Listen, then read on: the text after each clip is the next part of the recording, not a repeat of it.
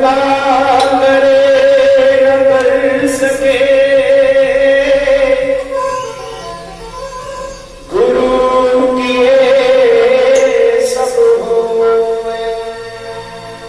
सात दिन नौ खंड में गुरु से बड़ा न कोई। सारे तीर्थ धाम आपके चरणों में, हे गुरुदेव प्रणाम आपके चरणों में। सारे तीर्थ धाम आपके चरणों में, हे गुरुदेव प्रणाम आपके चरणों में। सारे तीर्थ धाम आपके चरणों में, हे गुरुदेव प्रणाम आपके चरणों में। सभी भक्तों को जय श्री राम। सभी भक्तों से प्रार्थना है कृपया अपना अपना स्थान ग्रहण करें ताकि श्री वेद व्यास जी द्वारा लिखित श्री महाशिव पुराण कथा आरंभ की जा सके। आज का अध्याय ब्रह्मा जी से मुनियों द्वारा प्रश्न करना। ब्रह्मा जी से मुनियों द्वारा प्रश्न करना। और आज दिनांक है 11 फरवरी 2023, दिन शनिवार। सभी भक्तों को जय श्री राम। ब्रह्मा जी से मुनियों द्वारा प्रश्न करना। सूत जी ने मुनियों को बताया, अनेक कल्पों के व्यतीत होने पर जब 12 कल्प प्रारंभ हुआ तब सभी ऋषियों में विवाद छिड़ गया। विवाद में ब्रह्मा जी से पूछा, ब्रह्मा कौन है? कोई किसी को बताता तो कोई किसी को, ब्रह्मा कहता। परंतु जब कोई भी निर्णय ना हो सका तब ऋषि मिलकर ब्रह्मा जी के पास गए। उनको प्रणाम करके उनकी स्तुति करने लगे। उनको प्रणाम करके उनकी स्तुति करने लगे। ब्रह्मा जी ऋषियों पर प्रसन्न होकर बोले, हे ऋषियों कैसे आना हुआ? हे ऋषियों कैसे आना हुआ? ऋषि बोले, हम एक संदेह रूप अज्ञान के अंधकार में पड़े हुए हैं और बहुत व्याकुल हो रहे हैं। अतः आप कृपया करके हमारा संदेह दूर करें। हमें ये ज्ञात हुआ है कि अविनाशी नित्य शुद्ध चिंत स्वरूप परिणरूप पर ब्रह्मा परमात्मा कौन है? अपनी लीला द्वारा इस संसार को रचकर उसका पालन करता और संहार करता कौन है? इस प्रकार मुनियों का कथन सुनकर ब्रह्मा जी ने अपने आसन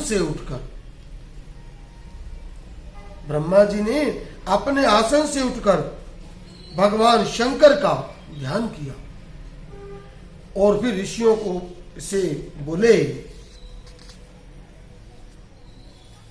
हे मुनियों, जो मन और वाणी से दूर है, वो ब्रह्मा विष्णु रुद्र आदि तथा मूल इंद्रियों के साथ सबको रचते हैं। पंडित लोग जिनके परम आनंद को प्राप्त करके अभय हो जाते हैं, उनकी कृपा से मुझे प्रजापति का पद प्राप्त हुआ है। जो सूर्य चंद्र अग्नि बिजली आदि को अपने प्रकाश से आच्छादित कर देता है, उस आदित्य भगवान शिव की अनंत महिमा को जानना नहीं जा सकता। इसके समान और कोई दूसरा नहीं है। अपने अंदर से ही वे सृष्टि को उत्पन्न करते हैं और प्रलय के समय उसे अपने अंदर लीन कर लेते हैं। वह भी सभी प्राणियों को प्रंच में डालते हैं। उन्हें अज्ञानी, दृष्ट, पतित और अधम व्यक्ति तो देख भी नहीं सकते।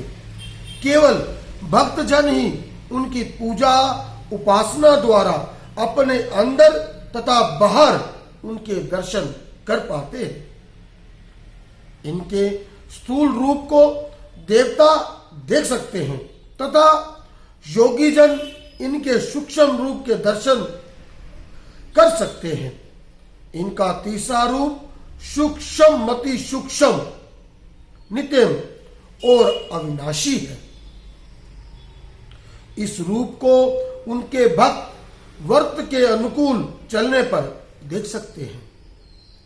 वेदों में कहा गया है, शिवजी जी साधनों द्वारा प्रसन्न होते हैं। शिवजी जी साधनों द्वारा प्रसन्न होते हैं।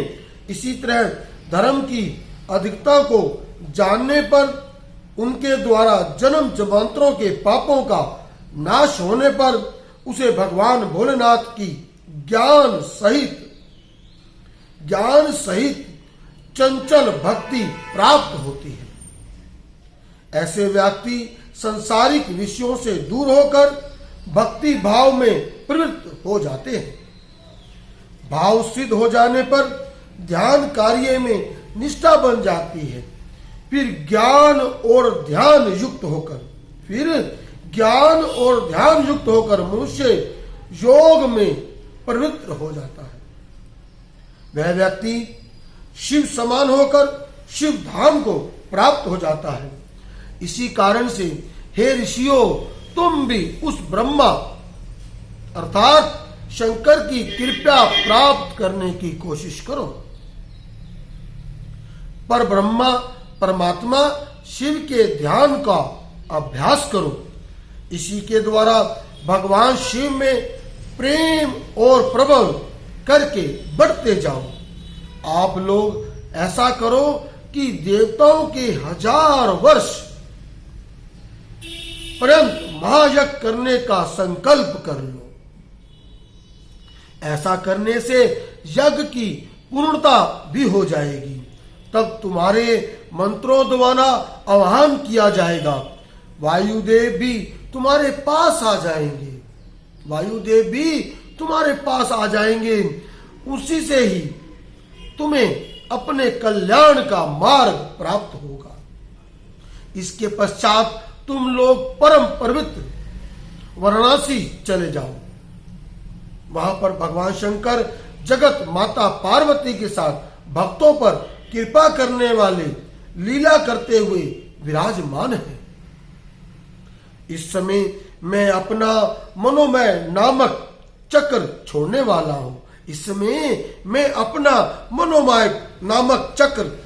वाला हूं। उस चक्र की नेमी जिस जगह पर गिर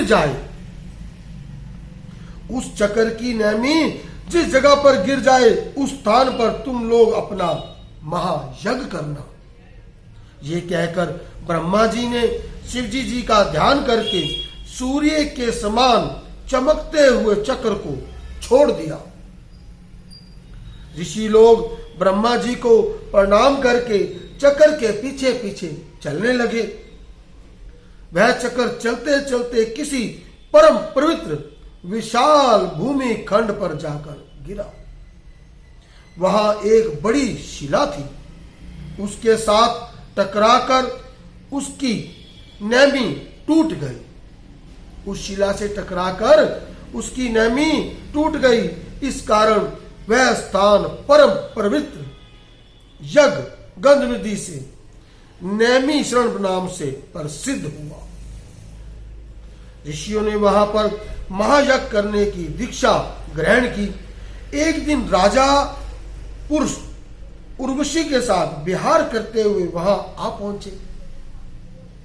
वह 18 समुद्र द्वीपों का अधिपति होते हुए भी उस रमणीक भूमि खंड के लिए लायक हो गए।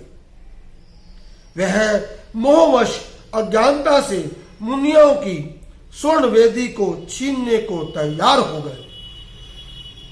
मुनियों ने क्रोध में भरकर राजा पर कुशा से प्रहार कर उसे मार डाला।